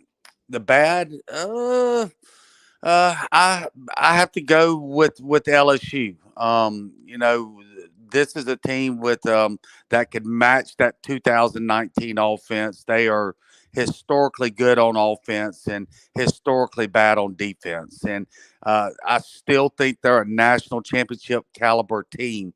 Obviously, with it this year being the last year of the 14 playoff, they're not going to be able to have that chance. If this would have been 2024, they could go on a run and still make the playoffs and still win the whole thing because they've still got the personnel. When you got Wingo and Mason Smith and Perkins on that defensive line, you're talking about 3 high NFL draft picks there that will be playing in the league a long time. I don't know if it's schematically, I don't know, but something is going wrong. They should not be playing anywhere on the level of defense that LSU is playing. The ugly, oh man, that's a great question. I don't know if, I mean, you know, you go to LSU's defense, a lot of them would say that, you know, they would say put them as the ugly, but I can't put them as ugly with that type of offense. I don't know if there is an ugly. I mean, I think that Arkansas is very disappointed, obviously with their record right now. But gosh, they're so close, and I think they're going to start playing a lot better down the stretch. And you got Rocket out, you got 2 new offensive tackles, you know, trying to block these elite defensive ends, and a heck of a schedule that they played to this point. So I don't know if I can name an ugly. I know South Carolina fans are yin and yang right now, as well as Tennessee.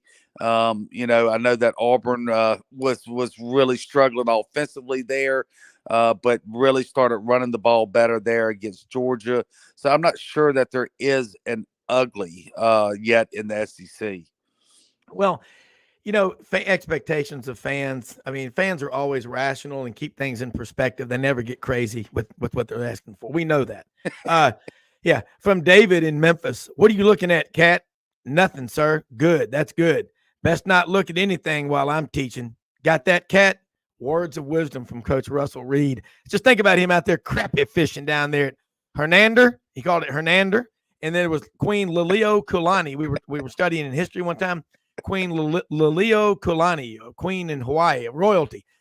Coach Reed said, now that Queen Leo Kakalani. I mean, I don't know how you come up with that, but Queen Leo Kakalani, and you best not snicker or whatever like that. You better have your 25 cents for Chickamauga on Tuesdays. But It sounds like somebody from Corinth. If you ask somebody that's from Corinth, Mississippi, I'm talking about Generation D. They're going to say Corinth. I'm from Corinth. Exactly. That's like Hernanda. Yeah, Hernander, Arca Butler, and crappie fishing. I love it, man. Hey, I got to ask you this. You just gave a great rundown, and now let's kind of look outside. This weekend, we've got the big Red River Shootout at the Texas State Fair in Dallas. Yeah, that's going to be a lot of fun. And Ken Capps and Bo Carter will be on Friday, and man, love having you on. When you're on, they love being on there with you. Maybe you can join us again Friday. I'm hoping Ken or Bo, both of them, will be at the Texas State Fair so we can get some good video of everything fried. They'll have it at the Texas State. There's nothing like fair food in general. We all know that. But how big is this game? What do you think is going to happen? Brent Venables did not forget how to coach. We knew that he would be a good coach. Dylan Gabriel, in his 11th year, is the quarterback at Oklahoma.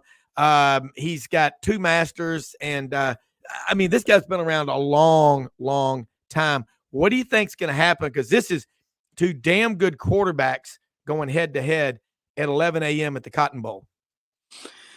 Yeah, I think Texas is. Surprisingly, we're all used to Texas being a pretender, right? Kind of tease you a little bit, but they might be playing the best football in the country right now. The most consistent football. I think Texas is going to win that game by 7 to 10 points, but it's going to be a wild shootout. I think it's going to be a 38-31 type game. Wow. Oklahoma is playing really, really good football right now. Congratulations to that staff. The heat, the criticism that they received last year, and maybe justifiable. I don't know. I don't really agree with that, but when you lose the best quarterback in the country over there and he transfers to Southern Cal and along with your coaching staff, that's really hard to overcome in year one. But, I got an up close a look at Jeff Lebby there, the Ole Miss offensive coordinator for 3 years before he jumped over there to Oklahoma. And if he's not the best offensive coordinator in the country, he's one of the top 2 or 3. And so you knew the offense was going to be in good hands. And then Gabriel, like you said, I think this is his 13th year, not his 11th. He's about a 25-year-old man playing with 18, 19-year-old kids out there. And he's playing at a really high level right now for them. But Texas's defense is really the story of the year to me. We've seen that defense basically play 2-hand touch now for the last 15 years, and they're playing really physical, really good up front. The Longhorn defense, that front 7 for them is really stout, and it's going to be, it is without question the game of the week.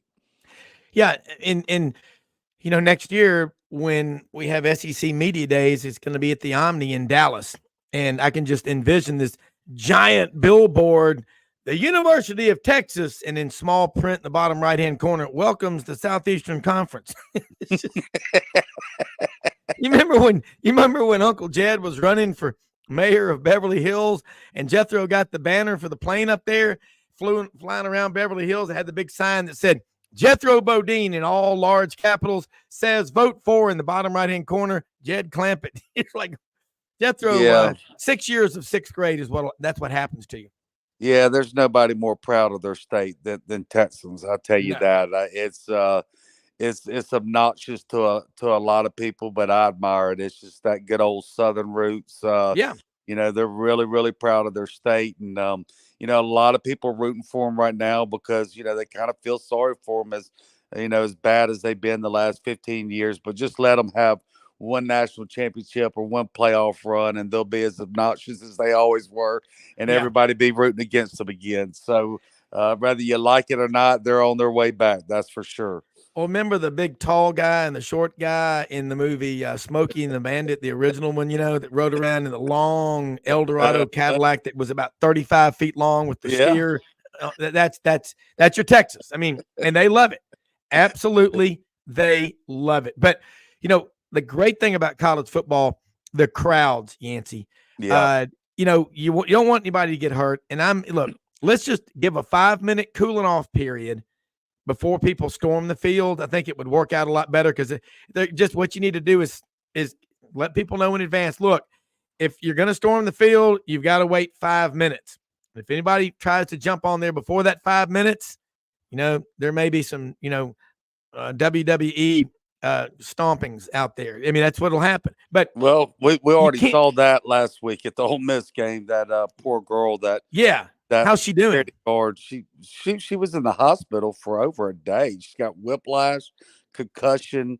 I mean, it was. There's. She's gonna make a lot of money off of that incident. I'll say that. That was and I'm wondering, absolutely full of shit by that security guard. Yeah, was she charging him or what are they? I mean, they've got it on video. Running on the field, and the security guard's just swinging elbows, just trying to knock people out left and right. He's very overweight guy, as you can see by the video, and couldn't move well. So people were kind of laughing and running around him while he's trying to, knock people to the ground everywhere. And why in the world he thinks he can defend, 10,000 students right there and keep them all off the field is beyond me. But the only person that he connected with happened to be a poor girl, probably not even 100 pounds soaking wet. And it's just a really, really sad incident there. Luckily, she's out of the hospital now. But, I mean, I don't know how you deal with the fans rushing the field there. I don't remember. I think the last game the fans rushed the field in Oxford was the 14 game against Alabama. I don't think they've had anybody in the that incident in the last 10 years, but I don't know how you stop that. You can't give a 5-minute wait time. It just it's a spontaneous deal. I don't know. That's a question and a way to resolve that I don't have all the answers for. No, you know what? That's a good point. I mean, I say 5 minutes. It may be a CYA compliance moment to say that, but you just, they would set up barricades and stuff in those 5 minutes. Yeah. Don't fool yourself.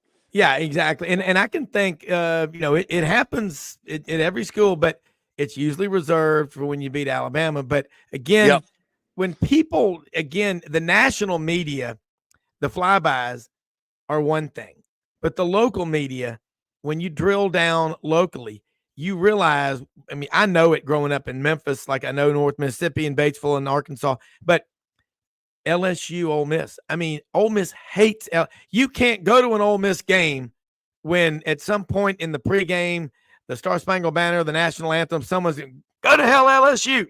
You will hear it from the student section. You'll find some 95-year-old guy in an iron lung. And he'd get in a fight with an LSU because in a lot of, especially the older generation, remember Halloween 1959, Billy Cannon. And just, but you know what? That's what we love about college football. We don't love seeing Fat Albert, elbow some girl in the head. I mean, that's just, that ain't cool. Yeah. I mean, this game is worthy. My roommate in college from Memphis that lives out in Santa Clara, California now. Yeah. He texted me, an hour after the game. He said, tell our fans to act like they won before. That's embarrassing. They rushed the field there against a number 12 team. But the way that game went down against your biggest rival, in many eyes for Ole Miss, it was the Alabama game was fantastic in 14, but I still mark that as the best game I've ever seen in the vault. It was one for the ages. So I excused the rush in the field there for the Ole Miss fans. Somebody asked if I rushed the field. That's like I'm 51 now. No, there's no rush in the fields once you're in your 50s. But that's left to the collegians. Yeah, leave that for the kids. But it really was. I mean, it was the best atmosphere I've ever seen in the vault. And I've seen a lot of great atmospheres in it. It was in the air, the perfect start time. It felt like it was 148 degrees that afternoon. And then the cool breeze started coming in around 5, around game time. shrunk it down to about 108 degrees, which felt Yeah. like it was, 50 degrees. And, the night started falling in the second quarter. And, it was just every one of those type games. It seems like those historical games between Ole Miss, LSU. I mean, you could go, the one where LSU ran 4 plays in 7 seconds, and the 1959 run back, and the 2003 when Eli's foot got stepped on and he fell down to go to Atlanta, and all the historical type games always goes LSU's way. So, this one finally went Ole Miss's way. So, it was kind of a special, rare a game for Ole Miss, not to beat LSU, but to beat them in that type of game where LSU traditionally wins. So I give a pass to the Ole Miss fan base for the field rushing. Yeah, I mean, and there's a lot going on there, and man, they both needed it, but Ole Miss wanted it more. So look, Yancy, if you can hang on with us, Rodney, your Tighter Insider, is going to join us from over in Tuscaloosa. We're going to take a quick commercial break. And before I do it, I want to say again, if you're going to get out and about today, go down to Rumble Boxing Gym, 1835 Union Avenue, Midtown Memphis. Sign up, join. You'll get incredible workouts with elite instructors, all the gear. You can buy everything there. They have discounts for college students. They have team discounts, corporate. Just go there to rumbleboxinggym.com, Midtown Memphis, on the corner of Union and McLean. And you know what? When you go there, it's going to blow your mind. And can't believe this is the first of 3 locations. I recommend it. I've done the workouts. I love it. You got 45 minutes, dumbbells, calisthenics, planks, burpees, star jacks, push-ups, dips, crunches, dumbbell work. Then they'll switch at 3 minutes. Go punch that bag, jab, jab, hook, hook, gut, gut. They even have special instructions on how to punch better. Wow. And I thought Audrey was going to punch my lights out having her out there in the 170 degrees. She is convinced that Auburn is on the surface of the sun. And the Auburn-Georgia game should, by decree of the king, be moved back to mid-November. That was gross Saturday. They ran out of water. You had 90,000 in the stadium, Yancy, 50, 60,000 outside the stadium. And then the way Auburn let that one get away. Credit Georgia, though. Great teams find ways to win. If there's a better player in America in a college football uniform than Brock Bowers, stand up and be counted. And we don't allow people that paint their fingernails to win the Heisman. Okay? Look, I'm going to say this. Brock Bowers, Yancy, is the best player that I've seen in college football when the game is on the line at taking over. 121 yards in the fourth quarter. That's one for the ages. Lauren, what do you got? Well, we got Brock Bowers and nobody else does. We'll be right back with more college football after this. Unbelievably, every 2 minutes in our communities, a child is either bought or sold for sex. I am Ari Dickey, board member for the Nashville Anti-Human Trafficking Coalition. Join me and millions of others in our fight against human trafficking and for its victims by helping to educate the most vulnerable among us, our middle and high school students. Go to nhtcoalition.org, become a partner, and help keep our families safe, because none of God's children are for sale.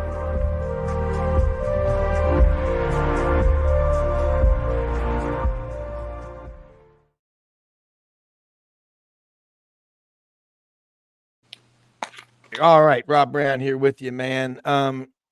There's just a bunch of great things happening in college football all over the country, and we're going to bring Rodney or Tighter Insider on with us right now.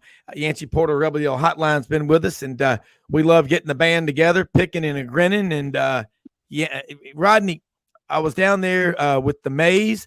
This, of course, the May Veterinary Clinic, Tuscaloosa and Northport. Since 1964, Dr. Wayne May started it all. And I was down there with Waller and Guy and Joe and their wives. And I was like, you know what? Every family needs to be like the May family. And they have 2 locations, Tuscaloosa and Northport, veterinary medicine. They have great doctors, great staff, the great support team. They also have a dog and cat daycare facility and is open every day of the week. The clinics are open every day of the week. Sundays is drop off and pick up only at Camp May. They even have an outdoor pool for the critters to swim in. If you have a bunch of cats, we all know the old lady at the end of the street that never cuts the grass that has 30 cats inside when they find her. But all those cats can stay together in the Connecting Cat Condos May Veterinary Clinic. Proud to be a sponsor of the Tatter Insider Report with Rodney Orr. So, Rodney, I'm going to hand you the ball.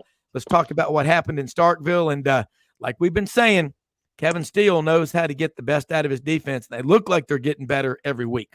Mm-hmm. Yeah, I would agree with that. I thought they played, Rob, with a lot of intensity in the game.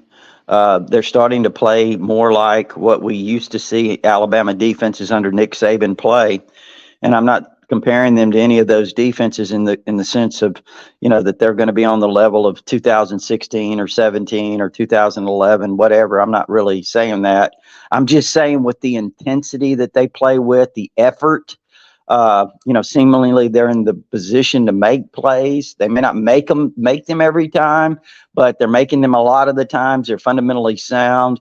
They're defending receivers really well for the most part. They're not creating a lot of penalties with, pass interference, those types of things. They just seem to be playing between the ears a lot better. So I think that's a really encouraging sign for this Alabama team. And yes, I would say you're right. Kevin Steele is, a big part of that. Yeah. Yancy, jump in here. Rodney, I disagree with one thing you said there.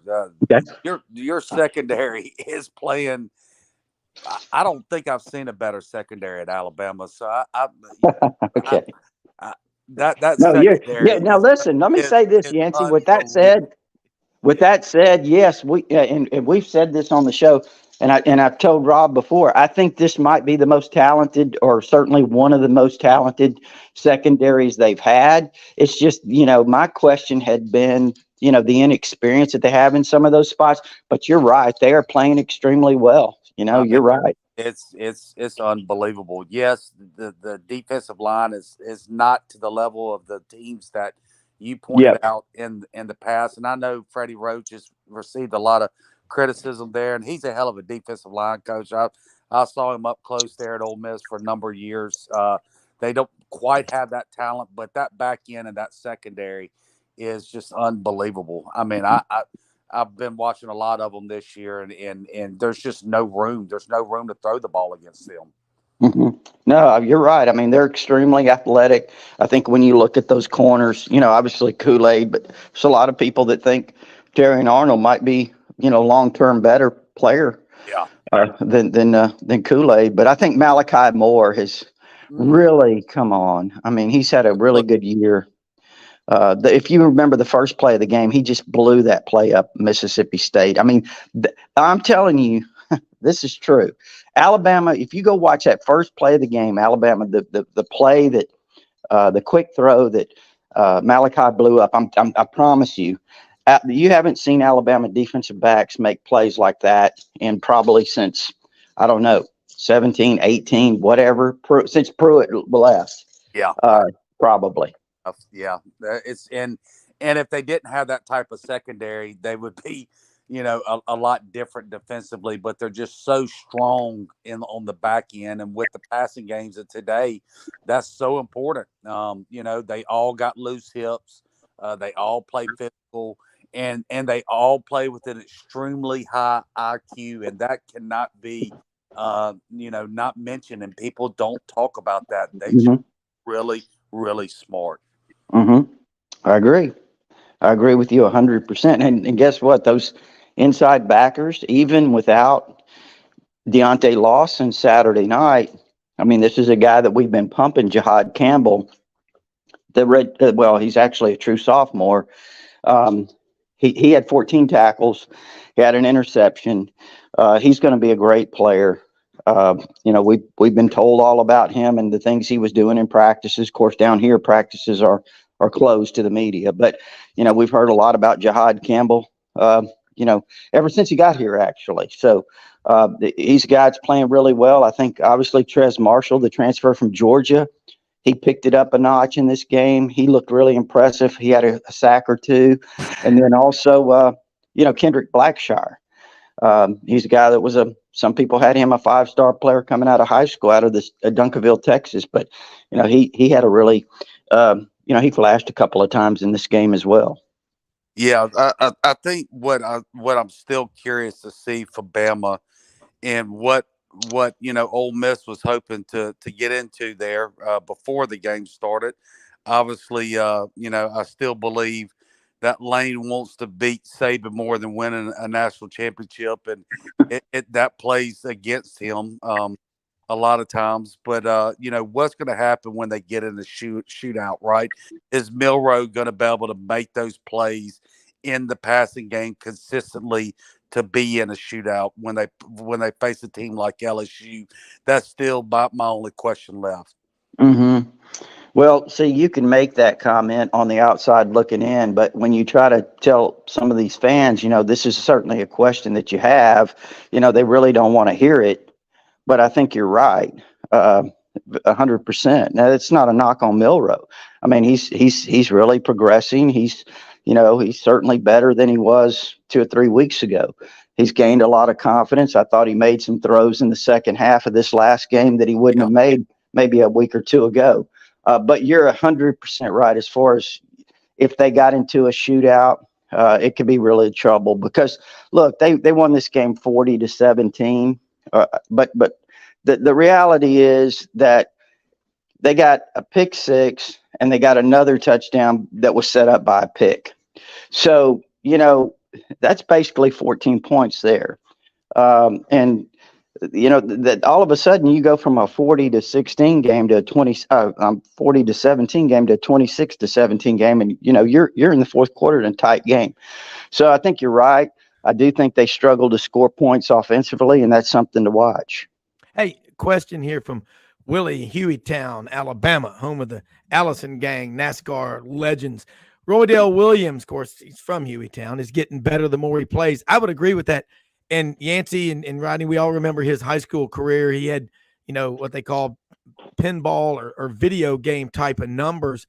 How big is he? 5'9", 5'10", Rodney? Maybe. Yeah. I mean, he's about 5'9", 5'10". Yeah, it's about right. He's pretty stockily built, very muscular kid, low to the ground, runs low to the ground. He's hard to tackle. Yeah, he's good. And the other one here from Inez Roundtree. I love that one. In Eutaw, Alabama. Folks, that's spelled E-U-T-A-W. She sounds like a church-going woman. Bama's offensive line dominated last week, Rodney. Are they getting better? Fancy lettering here, IYO, in your opinion? I think they are getting better. I think they've got a lot of talent up front. Some of it's young, but I think they're getting better. Yeah, definitely getting better. I think they're pass protected better. I think they're changing a little bit in terms of the run game. They're, I think since the second half of the Ole Miss game, they started to become more of a downhill running team, just kind of loading up and saying, hey, we're going to use these 350 pounders to move straight ahead. And I think it's been effective. Yeah. Yancy? Yeah, I think Alabama's, they're doing what Nick Saban's teams do, right? They're getting better week by week. They're extremely well coached. Do they have a couple issues offensively? Yes. Does Milroe struggle still reading the defense? Yes. But maybe Alabama doesn't get in the shootout. Maybe that secondary can really hone down other people's negates their passing games like at LSU. We certainly saw it against Ole Miss. It doesn't even seem like Ole Miss got a first down in the second half against Alabama. So maybe they're able to negate, someone like LSU's passing game. Certainly Texas, had a lot of success against them. As I said earlier in the show, I think Texas is probably playing the best football of anybody in the country right now. So, I think things are moving. All the talk about Saban should retire, the dynasty's over. Yeah. That stuff is just so silly. And I'm sure if Alabama loses just one more game this year, that'll all start again. And I just think it's ridiculous. Mm-hmm. Yeah, it is. In terms of that's what's going to happen if they did happen to lose another one. And they've got a tough stretch coming up here. Again, you start at Texas A&M. It's going to be a really interesting game because, obviously A&M's extremely talented. They've recruited extremely well. Everyone knows that. They're very strong up front defensively. What are they, number one in the SEC in total defense, I think? or certainly Yeah. they're one of the best defenses in the SEC. And Yeah. guess what? Somebody sent me, I don't keep up with the stats really, probably like I should, but somebody sent me something last week that Alabama was dead last in the SEC in offense. That was last week. But anyway, you get the drift. I mean, this is going to be a challenge on the road. This is going to be a real challenge. And, Texas A&M, here's what they want to do. I mean, it's pretty simple. I think they want to shut down Alabama's run. So we'll see the Alabama offensive line versus the Texas A&M defensive line. If they can shut down the run, they want to force the game into Milroe's hands. They played Milroe last year. They prepared for Milroe last year. They know a lot about him. So they want to try to make him into a passer. And then if they can do that, they want to create some turnovers. And if they can get that to happen, if they can make that happen, then it could be a really long day for Alabama. Yeah. And I see that. Go ahead, Rodney. This is a game, on the opposite end where I think it hurts Lane with his drive and his want to beat Saban so bad. We see it the same way with Jimbo, right? And the people that want to beat Alabama so bad are usually going to come from his former assistants. It's not because they dislike Saban. It's because they respect him so much and they know what it means to beat Alabama. But Jimbo has been able to flip where Lane has played Alabama really good 3 games and really bad 2 games. Jimbo is consistently able to play Saban really, really good. And, where A&M's strengths lie is where Alabama's strengths lie, right? Alabama relies on that run game, and A&M's undoubtedly their strength of their team is stopping that run. And then where A&M's weakness lie is really, to me, is throwing the ball around the field. Max Johnson is come in and he's not that explosive type quarterback. He's a guy that's going to be, dink and dunk and not make mistakes and just be a game manager, right? That's right. So they're not going to make a lot of explosive plays on Alabama. I expect it to be a very low scoring game. I am interested to see, is Milroe going to make some plays with his arm if they shut down that Alabama run game? That is where the game's going to be won and lost. But this game will be won and lost by the freaky plays, by the pick six, by the fumble, by the kickoff return, the punt return. There's going to be some big swing plays that you can't account for when you're trying to put an odds on the game, and that's where it will be won and lost. I think it's going to be a hell of a ball game. Yeah, I think the one thing Alabama has to do is set the tempo on both sides of the ball. Obviously, I mean that's kind of a no-brainer. But when I say that is because that Aggie crowd, I mean, it is the 12th man, and it really, they are pretty rambunctious. Yeah. I mean, it can be difficult, it can be difficult to manage that. And I think I do think it might be a benefit of Alabama that it's a day game to some extent. I mean, that night crowd just seems even crazier for some reason, but no, I mean, I think that's the key. I mean, you got to keep that, you're going to have to keep the Aggie fans out of this game. And I think that's really important. Hey, here's one from Principal Skinner in Potts Camp, Mississippi. Principal Skinner, are you seeing real progress with the quarterback room? I love these. I love these names. I mean, some of them I do is protecting the real people, but still. What about it, Rodney? Because Jalen Milroe, and you talked about him in the build-up throughout the spring and the summer, because there are no days off in preparation for the season. He's a big 6'3" kid. Where's he from? Jalen Milroe, Katy, Texas. He's from Katy, which is West Houston for your folks out there that aren't familiar. Yeah. It's actually far West Houston. Okay, Katy Tompkins High School. Yeah, and you grew up in Texas, and you've talked about how humble and self-deprecating the Texas Longhorn fans are. They're not real lightning bolt struck outside the house here. But hey, by the way, y'all, you're listening to the Tider Insider Report, folks. $48 a year. Rodney Orr in 1996 moved back from living in Corpus Christi, which in Spanish means body of Christ. Great guy. This is the May Veterinary Clinic, Tuscaloosa, Northport, 2 locations. Check them out on our website, mayveterinaryclinic.com. Open every day, dog and cat daycare facility.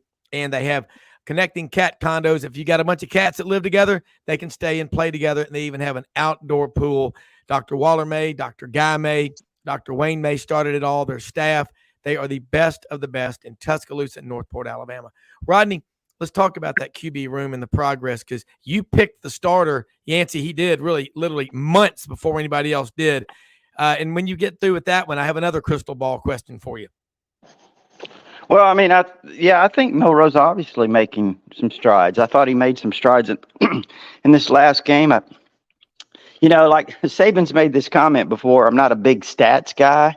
Yeah. Well, I think stats are important, but at the same time, they can be really misleading. But he did have a really good game statistically against Ole Miss. I think he was 17-21 or something. I can't remember, 17-24, whatever it was, but he 225 yards. He had a good game in this game, stat-wise, against State. He was 10-12. Yeah. I mean, can you imagine Alabama was with 3 minutes or 4 minutes left in the first half? They had thrown one pass in the game against Mississippi State. I mean, this is what Alabama fans are having a hard time with, because you've had the most prolific passing attack, one of the most prolific passing attacks with Tua, Jerry Jeudy, Jalen Waddle, Devontae Smith winning the Heisman, Henry Ruggs, and then you got Mac Jones, you've got Bryce Young, Jamison Williams, John Mechie. I just rattled off some really, really top quarterbacks and skill guys all in the NFL. Well, I say all that to say it's been really difficult for Alabama fans to kind of make that adjustment of seeing an offense that really basically at times looks like it's 1991 Gene Stallings. But yes, I do see Milroe making some progress. So you can't take that away from him. I mean, he's throwing the ball sometimes with more confidence. He started really poorly the last 2 games. That's a fact. He had the interception against Ole Miss. It was a really horrible throw, actually. But, again, in the second half, he's bounced back. He's played extremely well. Yeah, I mean, I think it all goes back. But look, first of all, when your quarterback is the fastest and strongest runner on the field, you got an edge on anyone, right? I mean, he's every time he steps on the field, he's the fastest guy, and he's not a scat back runner. Now, Milroe is a very strong runner, but I think, and he can make every throw there is physically, right? Physically, yes. His arm is as good as anybody that it needs to be. So that's not the problem. His is just a simple of he just doesn't have a lot of confidence reading defenses. And with that, it's because he doesn't have a lot of experience. I think the Milroe that you see this year versus the Milroe you're going to see in that 2025 season is going to be night and day difference. And he's even going to laugh about it. I think he'll be a totally quarterback in 2 years. But, his biggest weakness right now is he just simply has trouble reading defenses. Yeah. Go ahead, Rob. No, I was just going to say, I agree with that.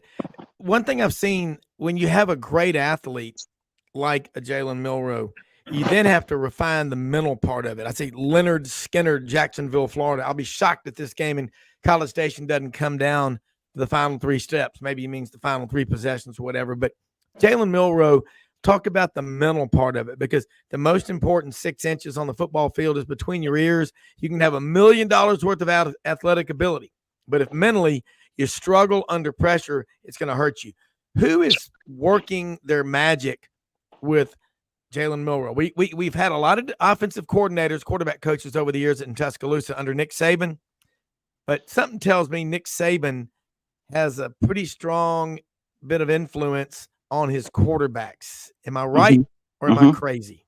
Yeah, I think it trickles down from Saban to the offensive coordinator. I think he makes it pretty clear, what they need to do, what he wants to do in terms of how they want to use that quarterback, how he needs to develop. I think all of those things are accurate. I think the one thing too is, and look, I guys, people ask me all the time, what do you think about Tommy Rees? Well, I don't know what to think about Tommy Rees. I'm sure he's pretty good. I know he's 31 years old or whatever. He's young. But here's the thing. It's not easy to go out there and call plays when your offensive line is developing, it's a work in progress, and when you have a quarterback who simply is green behind the ears. I mean, Yeah. he's just green. Yeah. And I think that makes it difficult for Tommy Rees. I mean, he's trying to find ways to protect the football, protect the quarterback, and move the football and generate some points. And they're playing against the SEC. Listen, Rob, we talked about this, I don't know how many times, back in the spring, back in the summer. I said 2 key games, in my opinion, were Texas in the second game. And I was really fearful of Texas because they're catching Alabama at the right time, catching them early. Okay, that was number one. We saw how that turned out. And number 2 is Texas A&M, because that's going to be the key game going on the road where you're going to be really challenged. And so I think those are, major steps right there, major obstacles, but also, obviously each week after the Texas game when you lost, you had to beat Ole Miss. That was a huge game that week. So, but no, I just think that this game right here, I don't know if you guys agree with me or disagree with me, but this is just a kind of an observation. I'm not sure that Texas A&M's not more talented than Texas. And, you guys may disagree. Now, I would say the one area where I'd give Texas an edge over A&M's, obviously, I think Ewers is playing better right now, and Max Johnson. So I think I like Max Johnson. Yeah, I agree with everything Yancy described him as. But I think Texas A&M overall, I'm telling you, they've got a receiver core, and I know Texas has a really good receiver core, but they've got Evan Stewart. I mean, I don't know if he's going to be fully healthy for this game. Yeah. I know he got banged up, but Rob, they've got a load of talent. I mean, they've got running backs. They've got it all. I think on defensively, we've talked about, they got how many 5-star defensive linemen? 5, 6? Yeah. How many? The 3 that start. three that start, and everybody roster, behind them. That's scary. I mean, yeah. I mean, they're loaded with athletes. And so I think they're as talented, if not more talented overall than Texas. Just my opinion. There's only one big difference though, is who's roaming the sidelines for both those teams. Yeah. Well, that guy from West Virginia. Well, they're both from West Virginia, but the one from Monongah, West Virginia, Nick Saban. The Croatian Catholic. I'll take him any day of the week. But, I'll take Texas as head coach any day of the week over Start. Well, they're both really Rodney good. is right. I mean, that A&M is absolutely loaded. They've got NFL receivers, NFL back, NFL offensive linemen. They probably got 2 sets of NFL defensive linemen on that. Yes. Yeah. They're loaded. They've recruited at an extremely high level. 3, 4, 5, even up to 2 years ago. It fell off a little bit last year. When I say fell off, 8 to 10 range. But now those guys have gotten more mature. They've gotten experience. And those defensive linemen, there's not only a lot of 5-stars, there's a lot of experience on that defensive line.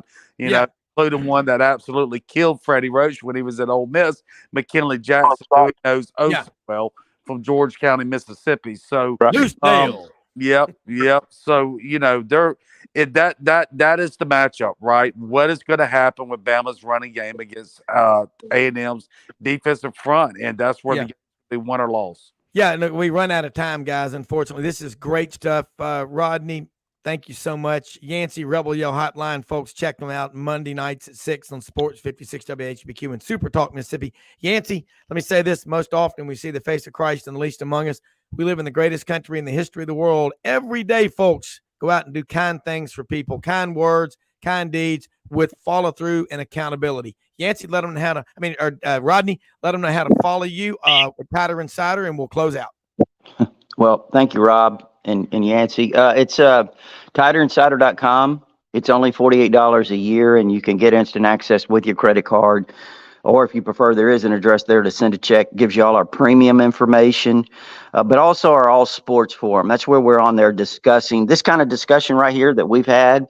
It goes on all day and practically most of the night on TighterInsider.com, and I'm right up there in between them. So, that's what it's all about on TighterInsider.com. Now, that's when I first heard about it from Jack and John Turner years ago, and you're right. It is incredible dialogue on there. Yeah, Rodney's one of the OGs of Alabama football and basketball, baseball, you name it. I've been reading this stuff since before I got on board. So I started back in the late 90s, and he does an incredible job. He really does, man. Hey, we're blessed to have the best guests, the best sponsors, listeners, and all. Tell a friend, spread the word, do something great. We're out of here. We will see you tomorrow.